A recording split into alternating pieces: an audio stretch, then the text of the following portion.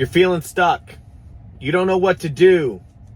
Career's not moving. Your fitness isn't moving. Your relationships are stagnant. And you just don't know what gives. So I'm here to give you some help. It's real simple. It's not easy, but it's simple. You have to take personal responsibility for the things that are happening in your life. It is your fault, all of it. If you are failing in a relationship, it's your fault. Why you're involved in that relationship. If you are failing in your career or your job field, it is your fault because you're the one that's involved in it. If you are failing in your health and your fitness, it is your fault. You're the only person that can go in there and change it. If you have a victim mentality and you're going around pointing your finger at everybody else because it's their fault, you are now giving away control to someone else. There's an amazing book by an author, Jocko Willink. He's an ex-Navy SEAL. He's got an amazing podcast, but he wrote this book called Extreme Ownership. When you accept responsibility for everything, you now have the control and the power to be able to change those circumstances. This is something that I learned while going through the project, which is a 75-hour experience. But the project taught me I am responsible for everything in my life, and that gives me the power and the control to change my circumstances. Everything is your fault.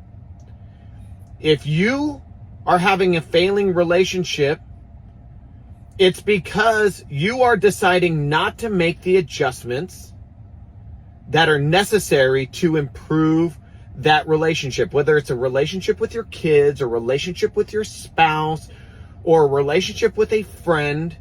It is your fault. Number one. Number two, if you are making all the adjustments that you need to make and that relationship is still failing, it's your fault for staying in the relationship and continuing on with that relationship. Accept responsibility. If you are not hitting your fitness goals, it's your responsibility. It's your fault. Maybe you're not doing the work. Maybe you're not willing to pay for help. It's not some genetic disposition. It's because you're not willing to do the work or seek the help from a professional to do or get the progress that you are looking for. The goal is personal responsibility. Take back the power. Stop playing the victim.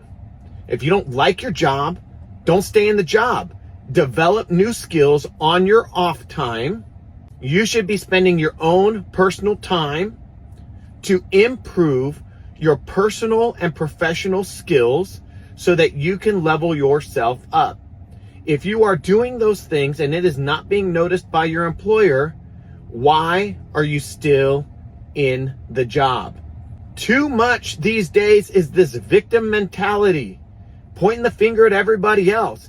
I can't do anything about it. That's crap. It's just you're not willing to do the work. I learned this from my son at a really young age. If you have one finger pointing at someone else, you've got three fingers pointing right back at you. Take personal responsibility of your life. It will make the biggest change. It's made the biggest change in my life. I know it's going to do the same thing for you. Deuces.